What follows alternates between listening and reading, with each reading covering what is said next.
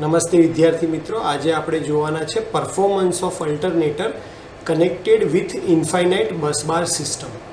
Last time પણ આપણે જોયું હતું કે અલ્ટરનેટરને જ્યારે ઇન્ડિવિજ્યુઅલ તમે સિસ્ટમ સાથે કનેક્ટ કરો તો જેવું તમે એના રોટેશનમાં ચેન્જ કરો તો ફ્રીક્વન્સીમાં ચેન્જ થઈ જાય, અને જેવું તમે એના એક્સાઇટેશનમાં ચેન્જ કરો તો તરત જ તમારા વોલ્ટેજમાં ચેન્જ થઈ જતો હતો. હવે આપણે લોડ જે છે એનો વોલ્ટેજ અને ફ્રીક્વન્સી બે બહુ ઇમ્પોર્ટન્ટ પેરામીટર છે, એ ચેન્જ ના થવા જોઈએ.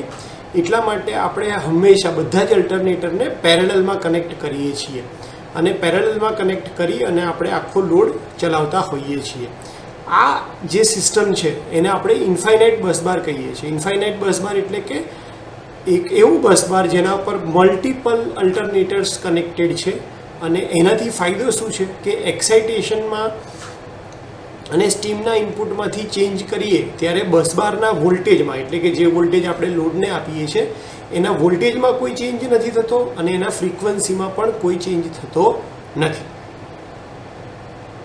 ઇટ મીન્સ સિસ્ટમ વોલ્ટેજ અને ફ્રીક્વન્સી હંમેશા કોન્સ્ટન્ટ છે, અને એ અફેક્ટ નથી થતા changing in operating condition of any one alternator.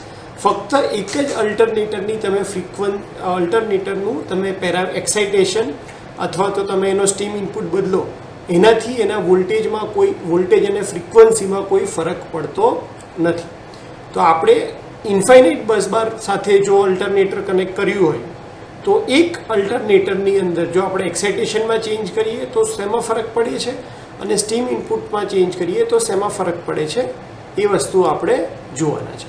તો સૌથી પહેલાં effect of change in excitation, એટલે કે જો તમે રોટરનું એક્સાઇટેશન ચેન્જ કરો, ડીસી જે સપ્લાય છે એ તમે ચેન્જ કરો તો શું થશે, તો એના લીધે એ પર્ટિક્યુલર અલ્ટરનેટરનું કેવીએ આઉટપુટ અને પાવર ફેક્ટર જે છે એ ચેન્જ થાય છે. કેડબલ્યુ જે છે આઉટપુટ, અલ્ટરનેટરનો કેડબલ્યુ આઉટપુટ હંમેશા કોન્સ્ટન્ટ રહેશે જ્યાં સુધી તમારી સ્ટીમ ઇનપુટ કોન્સ્ટન્ટ છે. એટલે કે તમારો જે રોટેટિંગ જે સ્પીડથી રોટેટ થાય છે જ્યાં સુધી એ કોન્સ્ટન્ટ છે ત્યાં સુધી તમારો કેડબલ્યુ કોન્સ્ટન્ટ રહેશે. ફરક શેમાં પડવાનો છે તો કે કેવીએ આઉટપુટ અને પાવર ફેક્ટરમાં. જેવું તમે એક્સાઇટેશન વધારો છો તો તમારો પાવર ફેક્ટર ઘટે છે, અને તમારો જે કેવીએ કેપેસિટી છે એમાં વધારો થાય છે. એના કરતાં ઉલટું, જો તમે એક્સાઇટેશન ઘટાડો છો, જે પોઝિશનમાં હોય ત્યાંથી ઘટાડો છો, તો તમારા પાવર ફેક્ટરમાં વધારો થાય છે અને તમારો કેવીએ જે છે એ ઘટે છે. આનો મતલબ છે કે કેવીઆર રિએક્ટિવ પાવર જે અલ્ટરનેટર સપ્લાય કરે એ શેની સાથે વધે છે, તો કે જે તમે જેવું એક્સાઇટેશન વધારો છો એની સાથે રિએક્ટિવ પાવર સપ્લાઈડ બાય અલ્ટરનેટર વધે છે. બીજી વાત કરીએ તો કે effect of change in steam input. Steam input એટલે કે અલ્ટરનેટર સાથે ટર્બાઇન કનેક્ટ કરેલું હોય અને આ ટર્બાઇનને ચલાવવા માટે આપણે સ્ટીમ વાપરતા હોય એ કેસની વાત કરી રહ્યા છે. તો જેવું તમે સ્ટીમ ઇનપુટ ચેન્જ કરો એટલે કે એની સ્પીડ ચેન્જ થાય તો એના કેડબલ્યુ આઉટપુટમાં ચેન્જ થાય છે. કેડબલ્યુ આઉટપુટ ઇન્ક્રીઝ થાય છે સ્ટીમના ઇનપુટ વધવાને સાથે, અને ડિક્રીઝ થાય છે સ્ટીમના ઇનપુટના ઘટવા સાથે. પણ પાવર ફેક્ટર અને કેવીએઆર સપ્લાઈડ બાય અલ્ટરનેટર એ સેમ રહે છે જ્યાં સુધી તમારું એક્સાઇટેશન કોન્સ્ટન્ટ છે.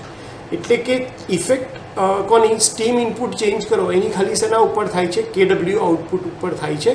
પર્ટિક્યુલર એક જ અલ્ટરનેટરની વાત અત્યારે ચાલી રહી છે, અને એક એવું અલ્ટરનેટર કે જે ઇન્ફાઇનાઇટ બસબાર સાથે કનેક્ટેડ છે એવું અલ્ટરનેટર. તો ઇફેક્ટ ઓફ ચેન્જ ઇન એક્સાઇટેશનમાં તમારું પાવર ફેક્ટર અને કેવીએ આઉટપુટમાં વેલ્યુમાં વધારો અને ઘટાડો થાય છે, અને સ્ટીમ ઇનપુટમાં ચેન્જ કરવાથી તમારા કેડબલ્યુ આઉટપુટમાં વધારો કે ઘટાડો થાય છે.